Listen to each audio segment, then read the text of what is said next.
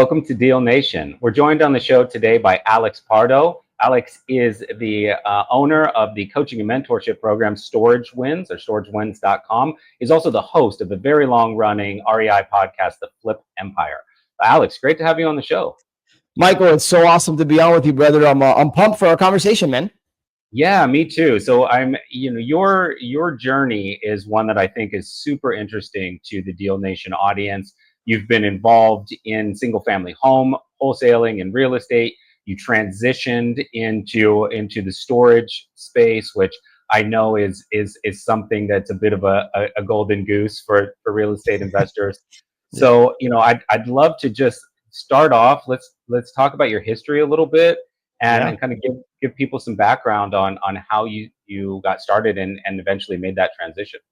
Yeah, for sure. So look, I didn't come from a rags to riches story. I also wasn't born with a silver spoon in my mouth either. My parents, who I love to death, raised me with a strong work ethic, middle class family. I'm the first entrepreneur in my family. My parents came from Cuba, back in the 60s. And so they instilled in me in the mindset of just working hard and going out and getting a job and providing for your family, that kind of thing. But something inside of me, Michael, I was always very ambitious, very driven.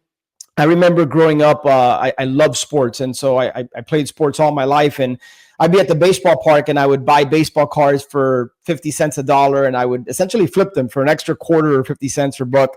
And I really liked the idea of buying something low and selling it a little bit higher. And then I got to college and then I took a job with General Electric in their financial management program. Quickly realized that I felt like I wasn't built to work for somebody. I wanted to create something for myself. I wanted to be in business for myself, although at the time I didn't know what that looked like. And so after realizing that, no amount of money could keep me here, I want to go out and do my own thing, I decided to go backpacking around Europe for 3.5 months. And I mentioned that because when I was on the train going from city to city, I was immersing myself in the classic personal development books, the ones that have had an impact on most of us, the Rich Dad Poor Dads and the Think and Grow Rich. And I probably read 4 to 5 books in that 3.5 month period. And it was when I was on that train that I decided, hey, when I get back to Miami, I'm going to get involved in real estate. Right. And now at the time, my knowledge of real estate was like Carlton Sheets, like assuming mortgages, no money down. Like that's what I thought real estate was. And I ended up going to a marketing for deals boot camp. This was October of 2005. And when I got home, I plucked out a pre-foreclosure letter from the 3-ring binder. I went to Kinko's, if people know what that is, and I made photocopies. And I sent out my first direct mail campaign. It was so poorly done that you could see the black 3 holes from the photocopy. Like that was my first direct mail campaign. And about 2.5 months later, myself and a friend that I brought into the deal, we closed our first deal, which was $44,000. And so, man, that was my journey into real estate. That was late 2005, and I haven't looked back ever since. So, I mean, that's an early start. Like, I think a lot of people got started like post 2008, 2009, right? Yeah. And so, how were you, like, early success in those early years? Were you able to make the transition during that 2008, 2009 period, or did you kind of take a gut punch and then have to? I took a gut punch. So I'll share this with you. When I've always been a ready, fire, aim type of, like, that's been my mindset. And most of the times that served me really well. So when I decided to get into real estate, specifically wholesaling, I had some early success. I probably closed 11, 12, 13 deals my first year. And that was a blessing and a curse because of that early success I had, I felt like I didn't need a coach or a mentor.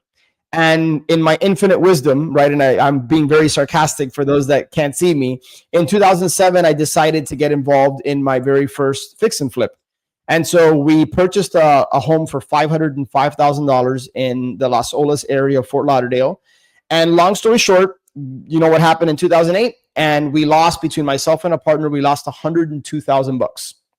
So I lost $51,000. And, people sometimes, Michael, ask me like, hey, Alex, you've been in business for, now going on almost 20 years and you've done all these deals. Like, what's been your best deal? Like, what's a memorable story? Mm-hmm. And I say that deal that I lost $51,000 was the best deal I've ever done.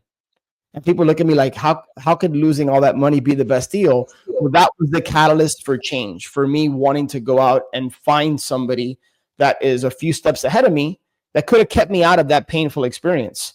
And so, yeah, it was pretty rough for a couple of years. Now I was still doing real estate. I still did some deals in 2008, 9, and 10, but I was making a fraction of the money I was making. And then I found out in 2009 that I owed the IRS a bunch of money. And so that was a lot of fun, just kind of building myself and going through those painful learning lessons.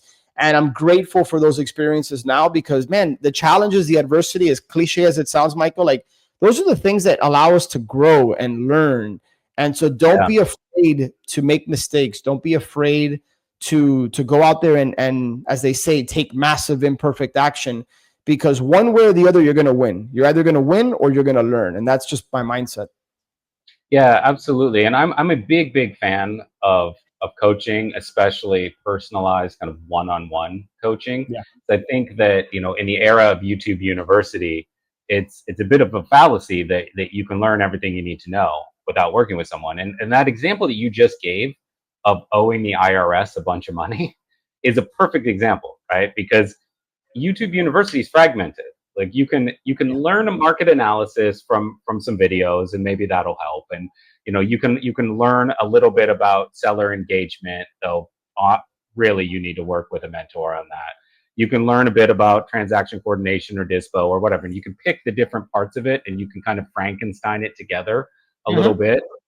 But if you miss even that one element, right? Like protect Yeah. yourself, talk to a CPA, think about this, and this. You miss that one element. That one element can cost you thousands, tens of thousands of dollars that you could have Yeah. avoided just by sitting down with someone who's like, listen, kid, do this, right? So That's it's it, 100%. super valuable. Like we don't have to go out and reinvent the wheel. Like we're so fortunate. Like when I got started, like YouTube was like in its infancy stages, right? It wasn't Mhm. nearly the tool it is today, and that was a blessing and a curse, right? So like I had books and I had seminars and boot camps and things, but I didn't have the ability to plug in online and learn something. And you can do that. You can learn a lot from podcasts and YouTube, etc. But you gotta like you said, Frankenstein it together. And then Yeah. sometimes you just don't know, is this the right person to follow or listen or get coaching from? Or is this like, what am I missing? And working with somebody who's further along in the journey than you are allows you to just like shortcut your success, is what I find. Yeah, absolutely. And it gives you that framework for having a business, right? Like Yes. there's such a focus on getting a deal, right? And I get that. Like it's super scary. Like if you've just gotten into this and you're like, I think I've got what it takes, but I need to get some cash coming in to just prove it to myself, right? And it's Right. you want to fast forward to that prove it to myself kind of facet.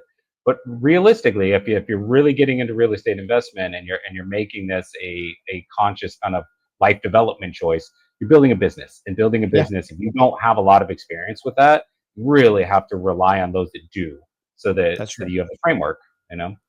That's right. One of the most valuable things I think I can share with people today is to adopt the identity of an entrepreneur, not just somebody who's a transaction engineer. To your point, Yeah. and I think it's a really wise one, there's a big difference between knowing how to do deals and viewing yourself as a business owner, as an entrepreneur. I think if you have that identity and that mindset, it helps shape the decisions as you're learning and growing, if that makes sense. No, absolutely. So you did well in real estate. You weathered or in wholesaling and Mhm. and the that core kind of single family home in investing. Um, Before as a transition to storage wins, as a transition into what you did next. Why did you want to make that change? Right? Like if you've Hmm. got cash coming in, you're doing well in that Yeah, man. business. Then Yeah. why make a transition? Yeah, it's a loaded question with a lot of layers. So let me kind of go step by step. First of all, just to take a few steps back, I got into real estate, Michael, like I'm sure many of your listeners and audience. Like I wanted cash flow. I wanted, ultimately, it wasn't just the money, but it was what the money could do. It would give me time freedom, it would give me options. Hmm. And ironically, I got involved in wholesaling, which I think is a great business to generate a bunch of cash. But one of the biggest mistakes and learning lessons I made was that I didn't start buying cash flowing, producing assets until about 12 years into my journey. And I remember looking up and, making a bunch of money each year, but then I would be like, okay, where's it all going? Like, where's the cash flow?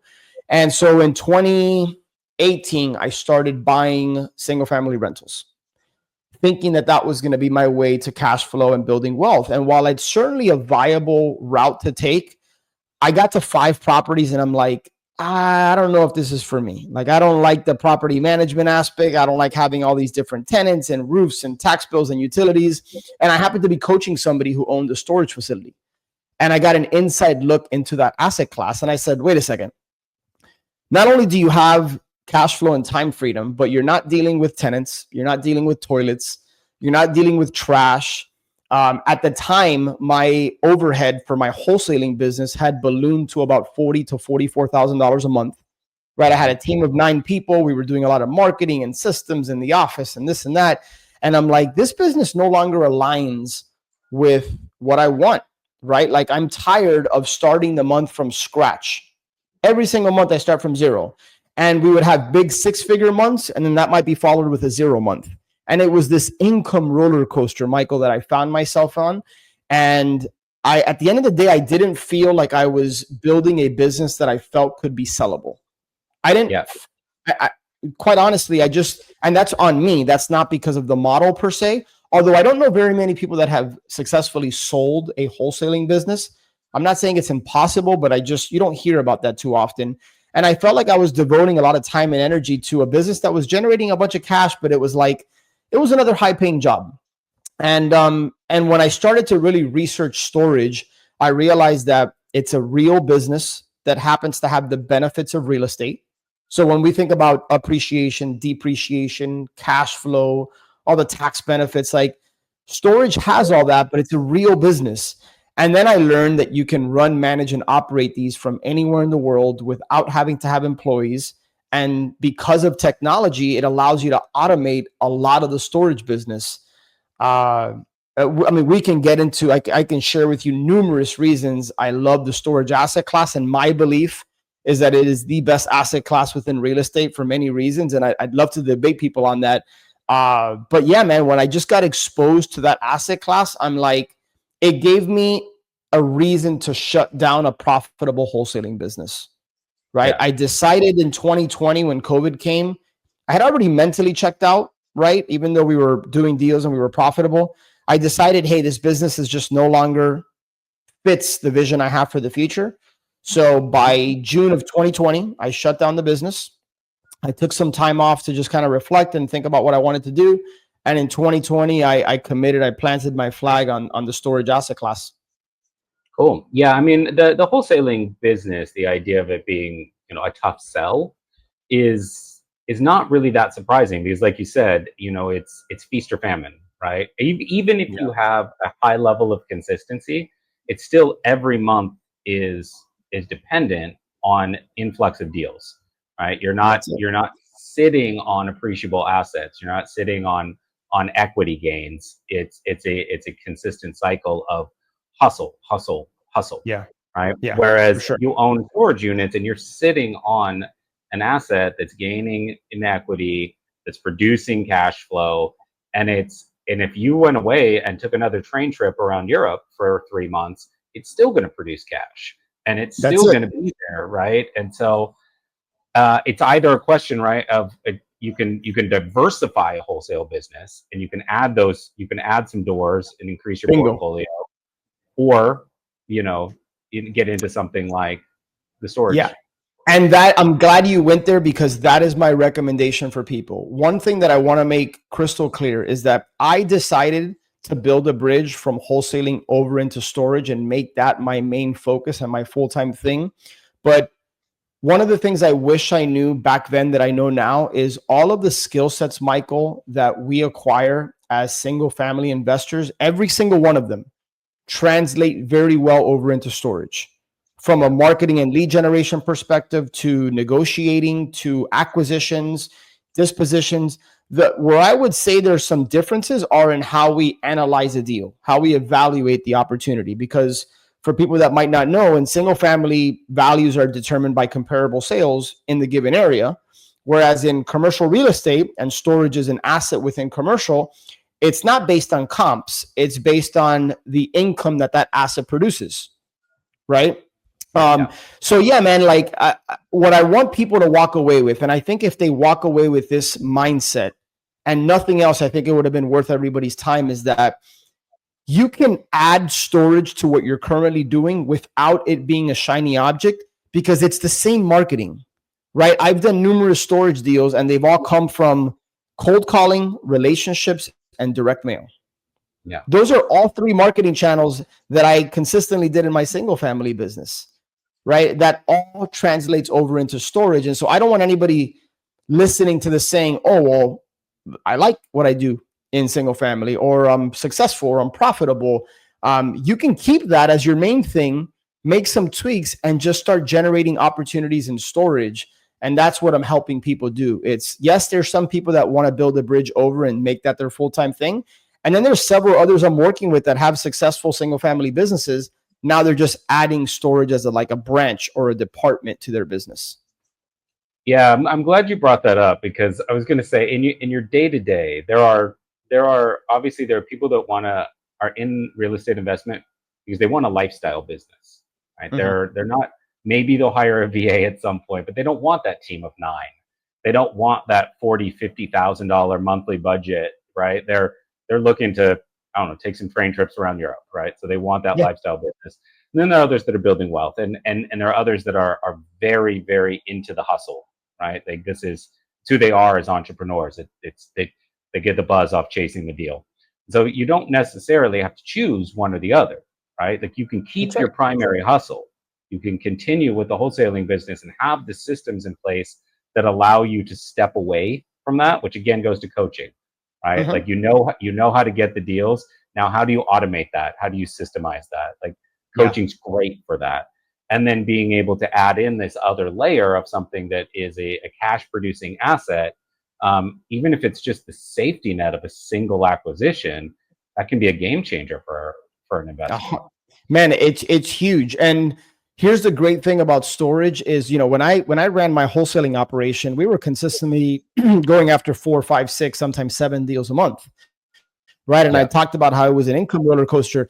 In storage now, I look for 1, maybe 2 good deals a year. Like, you don't need that many of them for it to have a significant impact on your life and on your financial situation, while providing you time freedom. So yeah, again, to your point, I want people to understand that this is something that can be done part-time while you keep single family the main thing. And it doesn't take that many tweaks. One other thing that I think is important to mention, Michael, is that, you know, if there's somebody listening to this that says, hey, I don't want to learn how to be a storage operator, like learn the entire business from the ground up. Well, take inventory and stock of your assets. And what I mean by assets, it's not just money. I'm talking about, do you have a particular skill set? Right? Like, maybe you're a really good marketer, or you're a good negotiator, or you have a deep network, right? And you're very well known. Like, take inventory of your assets and resources. And the pie in storage, generally speaking, is big enough where you can contribute value to a deal or to another storage operator and carve out a piece of equity and cash flow by bringing value to the table, right? Like, so maybe you're a good marketer and you know how to generate leads. You can send those leads over to somebody like me or a storage owner operator and get a piece of the deal. Or maybe you want to raise money or play connector. So think about the resources that you have and get creative, because everybody's got assets and resources, even if you don't have any money, and figure out how you can like wear that hat to contribute value to another storage owner operator. And you can apply that framework to any asset class, really. No, I agree. And so, in terms of like well, before we get to making the transition, you have a few things that you're hustling with, right? Like, you're a coach, you're a mentor, you're running this storage business. Strip away everything that isn't management of your storage business. Mm-hmm. What's your time commitment to what you've built? With the storage coaching business, or with the actual storage business? Just the actual storage units. So if somebody... Oh man, a great question. So, and it's a 2-part answer. So if you would have asked me that question 70 something days ago, I owned 3 facilities that totaled 104,000 net rentable square feet and 838 units. I say that because on September 4th of this year and October 31st, I sold 2 of those facilities.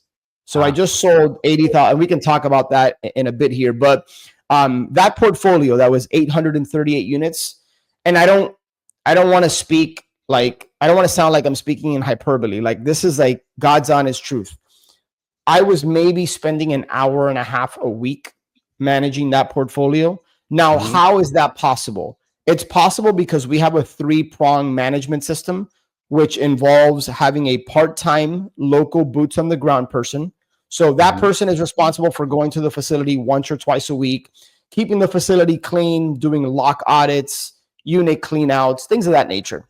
Then I have a third-party management company.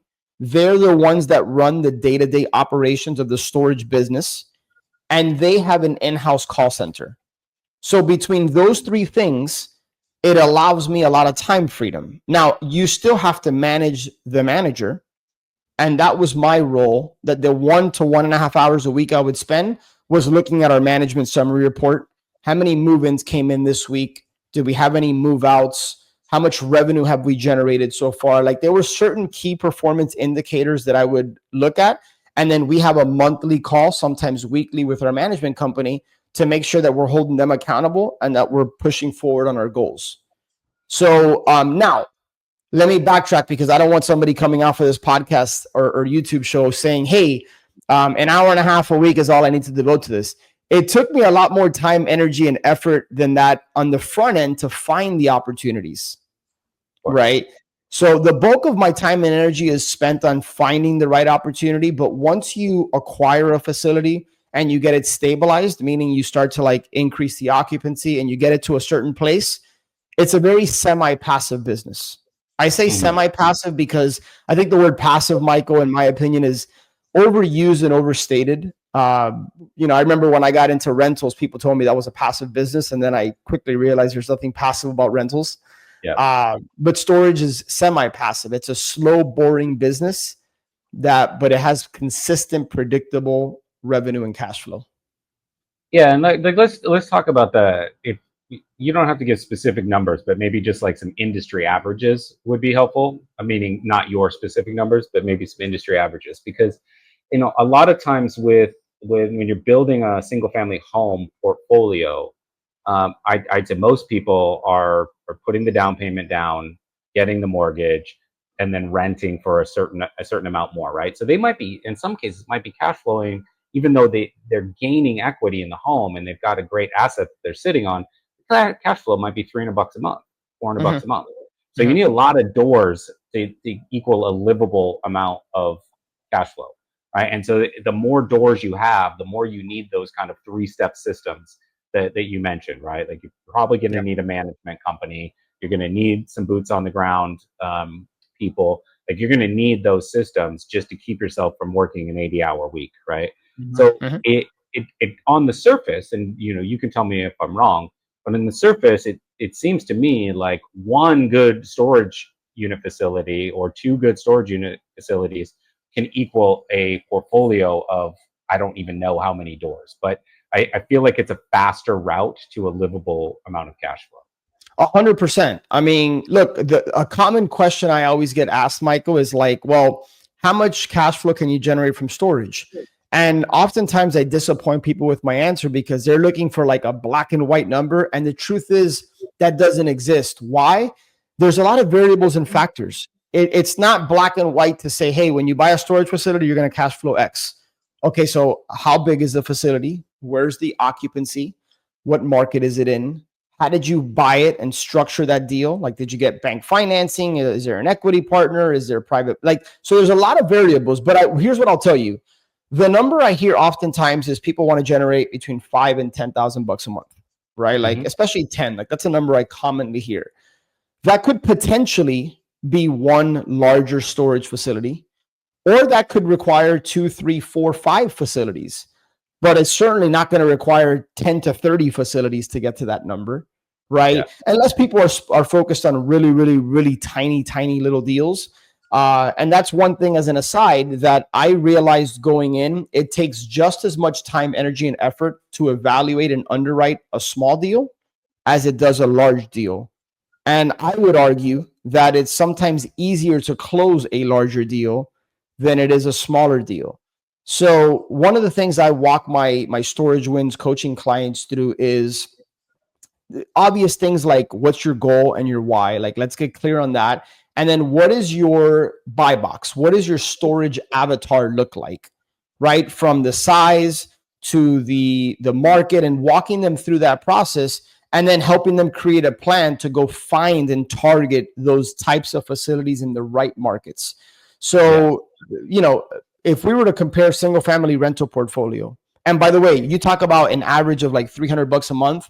What happens when like the furnace goes out or the roof has to get replaced or a tenant destroys your stuff? Now that can suck out a pretty big portion of your cash flow. Whereas with storage, you have more of the economies of scale. Yeah. And so all that to say is that you could be 1, 2, maybe 3 really good facilities away from it having a significant impact on your situation. So I have a quick question, and then I want to get to that focusing on a larger deal perspective. So when, in terms of occupancy with storage units, are you leaning on the management company to keep occupancy at a certain level? Is that their responsibility as part of their service? Such a good question. Here's how I'll answer that. It is always your responsibility as the owner of the business. At the end of the day, the buck stops with you, as they say, right? Like, so it is. Having said that, yes, that is one of their deliverables, is what's called revenue management, at least the management company that I work with. So they are responsible for managing revenue. And that entails looking at the competitors, within typically a 5-mile radius to see where the rates are. And those constantly change. Those can change from week to week, month to month, and making sure that we are competitive and that we're standing apart from the competition in terms of our service, in terms of our online presence, in terms of all of the things that we provide to our customers. But yes, the management company is responsible to manage revenue. And then at the end of the day, you are responsible to manage the manager, because occupancy is the name of the game. And, occupancy today is more challenging to increase than occupancy was 2-3 years ago in the COVID. Like during COVID, storage, like many things, exploding. Like occupancy through the roof, rates were constantly climbing. Now we're back to what I would call the norm, right? Where like you can't just rely on the tailwinds of something increasing your rates for you, but you have to constantly be like tweaking and testing. And but yeah, that was a long-winded way to say the property management company oftentimes is responsible for revenue management, but that doesn't mean that you should turn a blind eye to it, because that's the heartbeat of the business. Yeah. So with the idea of, because I've heard this from other people as well, like, the same amount of time, effort, and care has to go into closing a 28 unit storage facility as a 280 unit storage facility. So, aim big.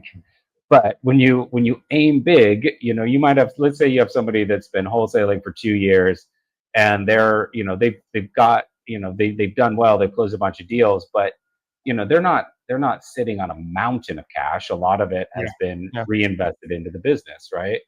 And then they're now looking at a storage facility, and they're looking at that price tag of like $1.8 million or something like that. And they go, whoa, no way, too much, can't do it, right? So what's the, in terms of analyzing those bigger deals, like, how much cash is going into that, if any at all? And if none, how do you avoid that, right? Yeah, no, man, you asked really good questions, and you didn't prep me on these questions, but like you're hitting on a lot of things that I feel stop people from getting involved in storage. Is number one, this belief that you need to have hundreds of thousands, if not millions of dollars in the bank to acquire these large assets. And I can tell you with certainty, because I've done numerous storage deals, and not once have I used my own money to buy and get involved in these deals. Now hear me loud and clear. I didn't say you don't need capital. I said it doesn't need to be your capital. So the very first deal I bought it was a 43,000 square foot facility in Mississippi. I paid 1.592. So just under 1.6 million bucks. And I was able to get SBA, so the Small Business Administration. I got a loan from them for 85% of the purchase price. And I needed about 350 grand to get into that deal, right? Between the 15% equity injection and some money to like add to the facility, put an automated gate, etc. I didn't have the 350 grand. I found an equity partner, somebody who had money sitting on the sidelines that wanted to get involved in storage, but didn't have the know-how, didn't have the time. And so that was the very first deal I did without having to use any of my own money. But I found the deal, I structured it, I went out and I got the financing, I found the equity partner, and I was able to bring the whole thing together without having to use any of my money. Well, we just sold that facility. That's one of the ones I sold. I closed October 31st, so less than a month ago. We sold it for 2.495. Wow. We sold that one for 2.495. So now I want to be just the classic disclaimers, like results are not typical. I'm not saying you're going to make a penny from getting involved in storage. This is an experience share. But I know with certainty, my belief and based on my experience is that you can do these deals without having to use your own money. It just requires the know-how, the guidance, right? And the belief, I would say, first and foremost, that this can be done. Now, when you talk about like getting involved in these larger deals, the reason I believe, Michael, that oftentimes these deals, the larger ones, are easier to do is because banks have more of an appetite to fund larger deals in the right markets with the right opportunity than they do a tiny little 6,000 square foot facility in the middle of nowhere. Yeah. Right? Like they're like banks don't. The pie is bigger. You can get more people involved. It's just oftentimes it's just easier to get those deals done. So people oftentimes like will shop for storage based on the price, based on the asking price, and I think that's a massive mistake because one of the things I know is that number one, I think it's important to dig your well before you're thirsty, right? So if you're somebody who doesn't have financial resources, you don't have money, I would say for 99.9% of people, and I'm holding up my iPhone, all of the money they need is in their contact list. It's just a matter of planting enough seeds and presenting opportunities to people so that when they think of storage, they go to you. Yeah. Right. So anyways, but one of the questions you have was like, how much money? If I was to go out and get traditional bank financing, typically speaking, they want you to put down 25 to 30% of the purchase price. Yeah. Now that 25 to 30%, you can get that from a private lender. You can get that from an equity partner. You can get that from self-directed money, like a Roth IRA. The bank doesn't necessarily care where it comes from per se, as long as you have it, and they're going to underwrite the asset. They're going to evaluate the deal, and then they're going to look at you as an operator. Yeah, and you're buying, like it's stating the obvious, but you're buying an existing, successful, cash flowing business. You're not asking someone to fund $300,000 to open up a coffee shop in Times Square and hope, crossing your fingers, it's going to hit, right? Like this is an established business with an established history of cash flow. So you can, even though there's a lot of money being leveraged, a lot of other people's money being leveraged, you can go into it with a lot more confidence because of the historical, success of that business. Yeah. Oftentimes, unless it's a facility that we consider like a turnaround or a value add, where maybe the occupancy low and it doesn't have a track record of revenue, but the purchase price should reflect that, right? Because like we typically will make offers and buy facilities, not necessarily based on what it could be producing, although we kind of factor that in to a certain degree, but it's more based, like I said earlier, on the income that asset is producing. So if we're buying what's called a value add opportunity and it's going to take us 6, 12, 18, 24 months to turn it around, you better believe that's going to be reflected in the price or the terms. Yeah. I think it's really interesting going back to that idea of a sellable business. What I find really interesting about this is like a wholesaling business, right? You can't section that off and sell a section of it. right? You can't sell the dispo part of your business. You can't Hmm. sell the marketing side of your business. You're going to sell your business. You're selling the entire thing, right? Whereas what if you're sitting on 3, 4 storage unit facilities over time, obviously, right? And you want to sell one of those for a $700,000 profit, from your perspective, you're selling a single asset in your larger portfolio. You are not selling the entirety of your business, That's right? right. Whereas from my perspective, if I bought that facility for 2.5 million or whatever, I bought a business. I bought an entire existing business model that I can now hopefully grow or at least sustain. Right. So it's for the buyer, it's a business. For you, it's just an asset in your portfolio. So you can sell your business 10 times over, 15 times over, and it's a Yep. it's a repeat process. And so Yep. that ability to sell, reinvest, resell again, and that gives you, right, from my perspective, kind of an endless ability to control the size of your portfolio and to just sell off pieces of your business as needed slash wanted. Yeah, that's exactly right. Look, the two facilities I just sold, because sometimes people ask me like, "Hey, why'd you decide to sell those?" Well, I had a lot of trapped equity there. I wanted to take that equity, exit that particular market, get into a better market, and just continue to grow and level up from there. Okay.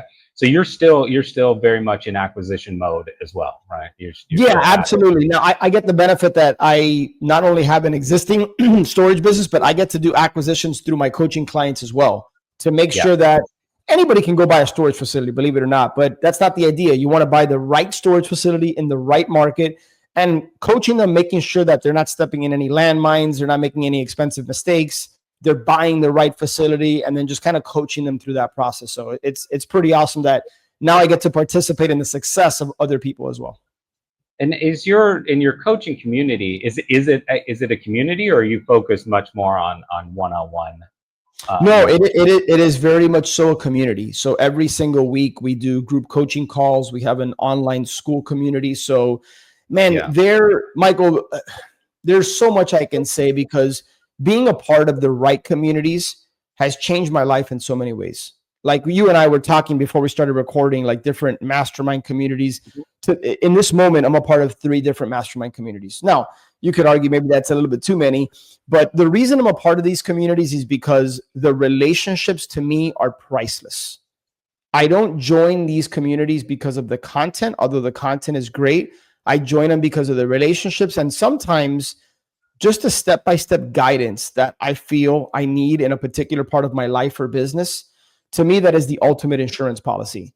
So when I launched this storage coaching program, I didn't want it to be about information or education or content. I wanted it to be about transformation within a community of like-minded people that are all after the same goal, which is to own their first cash flowing storage facility within 6 to 12 months. So it was built with that at the heart of it, and that's what we're doing.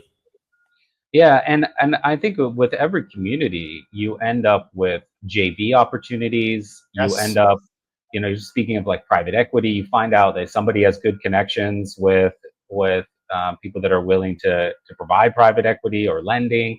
So being parts of those communities can really problem solve just by crowdsourcing, basically. 100%, man. No, you hit the nail on the head. I mean, you know how much money I've raised from. In fact, I bought a storage facility, the one that I just sold in on September 4th. I bought that facility February of 23. So I owned it about 18, 19 months. I Yeah, bought that for 1.2.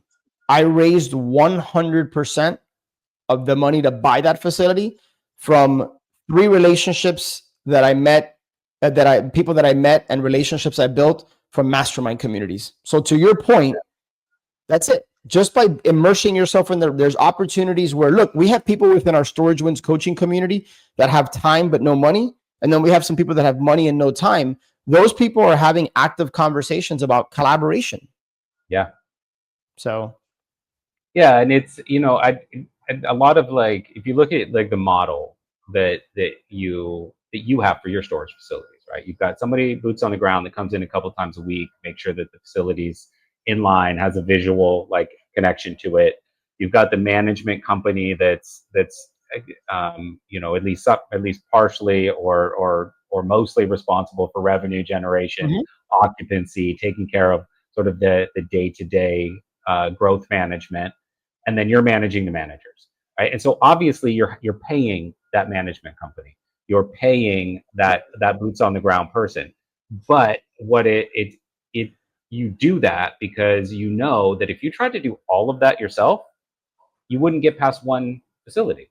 You'd be focused on occupancy and go into the on-site a couple times a week, and you'd be doing all of that yourself, and you wouldn't have any systems in place for growth, right? And so you learn through these communities quite quickly that even if you have to diminish the slice of pie that you're getting slightly, it enables you to get a lot more slices over time, right? Brother, you said that very well. A friend of mine says 50% of a watermelon is better than 100% of a grape.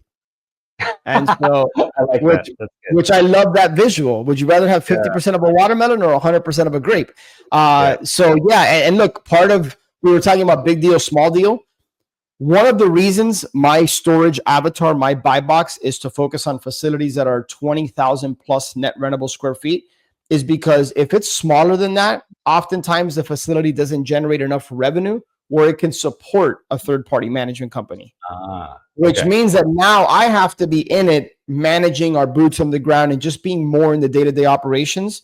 So I like the larger facilities because it fits more with the time freedom aspect that I'm after, and I don't have to be necessarily in the day-to-day operations. Okay. Oh, that's great. All right, so let's do just to wrap things up. Let's do a little prognosticating, right? So like you've seen, where the storage business was pre-COVID, during COVID, post-COVID. So what are you seeing in the future for storage or any other kind of near related investment opportunities? Look, the caveat and the disclaimer is obviously I don't have a crystal ball. My belief, I'm extremely bullish on the storage just as an asset class. Think about Americans and how we're consumers and how people are so attached to material things. So one of the things that really appealed to me when I looked at storage and I dove deep was it's considered a very recession resistant asset class. Part of the reason is because it's got a low default rate, right? It's one of the lowest default rates in any commercial asset class. And then the operating expenses to run an operator storage, usually it's about 30 to 40%. If you compare that to multifamily operating expense ratio, usually 50, 55%, right? Okay. And so storage, I think, provides a product and a service that people need. So depending on who you talk to, Michael, like we're in a recession, we're in a down economy, even post-election, there's some uncertainty. And when people downsize, like they don't want to detach and get rid of their stuff, they go rent storage. Here's the crazy thing, brother. The average length of stay at our storage facilities is just over 3 years. So when you move into like a 10 by 20 unit, think of the time, the energy, the money, and the effort that's required to now move all your stuff out of that unit. You got to rent a U-Haul truck. You got to hire a moving company, or you're maybe bothering friends and family. You're taking a Saturday or Sunday, the whole weekend to move your stuff out. Then you got to figure out what you want to do with your stuff. So when people move into storage units, they tend to stay and pay month after month after month. So it's a very sticky product, and that's great from a cash flow and value perspective. Absolutely. Okay, so if people are, the listeners are really looking to dive into this, learn more about it, what's the best way to work with you and your team? Yeah, brother. Again, I appreciate the opportunity. Two things. I want to start with a give, and there's no strings attached. There's no you don't have to give me anything to get this. But if you text the word storage and then put launch control in parentheses, that way I know you came from Michael in the launch control community. Text the word storage and then just put launch control in parentheses to 305-318-6213. 305-318-6213.